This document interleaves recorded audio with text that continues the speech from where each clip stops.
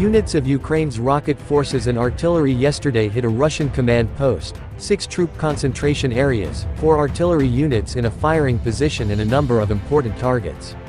The General Staff of Ukraine's Armed Forces said this in a Facebook post, according to Ukrinform. Tonight, once again, Russian terrorists attacked Ukraine with Shahed kamikaze drones. Information regarding the consequences of this attack is currently being clarified. Over the past day, the enemy launched 11 missile attacks, particularly on the cities of Kharkiv, Kostiantynivka and the village of Zolochiv. In addition, the enemy launched 41 airstrikes and carried out 74 attacks using multiple rocket launchers on the positions of Ukrainian troops and settlements. Civilians were affected, and private residential buildings and other civilian infrastructure were destroyed and damaged, the post said. The General Staff warned that the probability of missile and air strikes across Ukraine remains high. The enemy continues to concentrate its main efforts in the Lyman, Bakhmut, Avdiivka and Marinka sectors, with 46 engagements recorded there in the past 24 hours. Bakhmut and Marinka remain at the epicenter of hostilities. In the Volyn and Polishcha sectors, the operational situation has not changed significantly, and no signs of the formation of enemy offensive groups have been detected. In the Severshchina and Slobozhanshchina sectors, the enemy continues to maintain a military presence in the areas bordering Ukraine. The enemy carried out mortar and artillery shelling of the settlements of Hursk, Leonivka and Popivka of the Chernihiv region, Volfin, Sadki and Moritsia of the Sumy region, as well as Oleksandrivka and Starija of the Kharkiv region.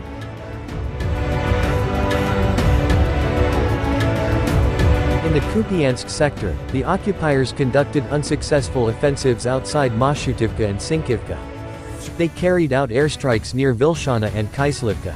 The settlements of Kamyanka, Topoly, Krasny Persh, Fyholivka, Novomlinsk, Vorokna, Zapadna, Kindrashivka and Tabevka of the Kharkiv region and Stelmakivka of the Luhansk region came under enemy artillery and mortar fire. The enemy did not conduct offensive operations in the Lyman sector. The enemy carried out airstrikes outside the settlements of Yampol, Dubrova, Bilohorivka, Verkhniokamyansk and Spern. Makivka of the Luhansk region, as well as Bilohorivka, Verkhniokamyansk, Spern and Berestov of the Donetsk region, were hit by artillery fire. In the Bakhmut sector, the enemy continues to conduct offensive operations. Heavy fighting continues for the city of Bakhmut. In addition, throughout the day, the enemy conducted unsuccessful offensive action in the direction of the settlements of Hurahorivka, Bodanivka and Predtekheim. The enemy carried out airstrikes near Ivanovsky and Stupochki.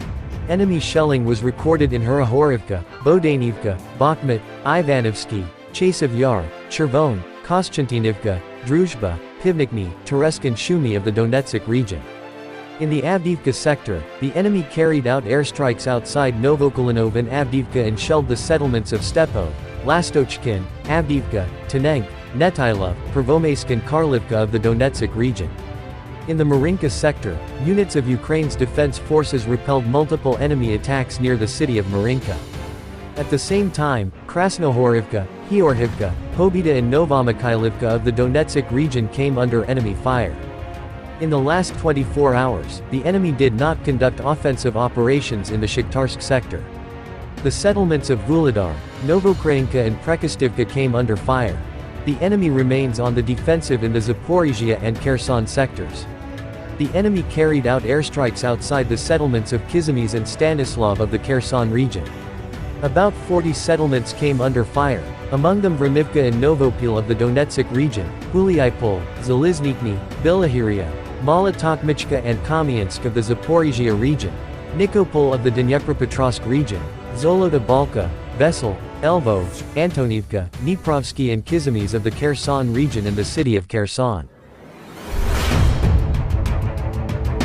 According to the General Staff, the enemy continues to try to replenish personnel losses due to forced mobilization in the temporarily captured territories of Ukraine. In a number of settlements of the Kherson region, there are cases of the forcible detention of men who previously renounced Ukrainian citizenship in favor of Russian citizenship. After the detention, during the first introductory interview, the occupiers demand from such citizens an unlawful monetary reward for delaying mobilization.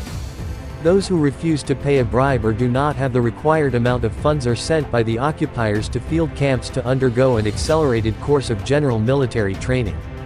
After that, these individuals are sent to the settlements bordering the contact line. Throughout the day, the combat aircraft of Ukraine's defense forces launched 17 strikes on areas where enemy personnel and military equipment were located. Ukrainian defenders also shot down 2 Orlan-10 reconnaissance UAVs and destroyed a Supercam UAV.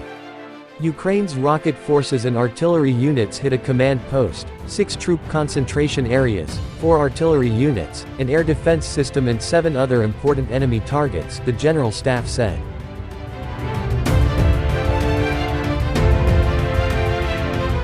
Russia's losses in the war in Ukraine continue to increase as fresh clashes over the weekend resulted in more casualties and destroyed military equipment.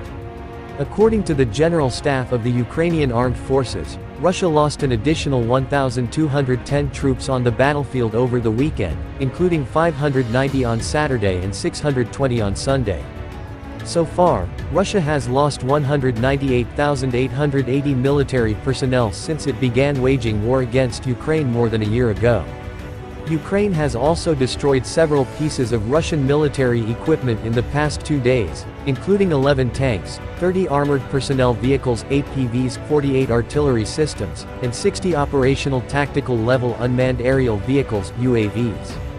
Since February 2022, Russia has lost 3,756 tanks, 7,325 APVs, 3,116 artillery systems, and 2,696 combat drones in total. In a rare move, the Russian Defense Ministry admitted that 2 of its high-ranking military officials were killed in action in the eastern Ukrainian region of Donetsk. The 2 Russian military commanders who died on the battlefield were identified as Col. Vyacheslav Makarov, the commander of the 4th Motorized Rifle Brigade, and Col. Yevgeny Bravko, the deputy commander of the Army Corps for Military Political Work, CNN reported. Russia's defense ministry claimed that the 2 military officials died heroic deaths after they led the battle against the Ukrainian forces.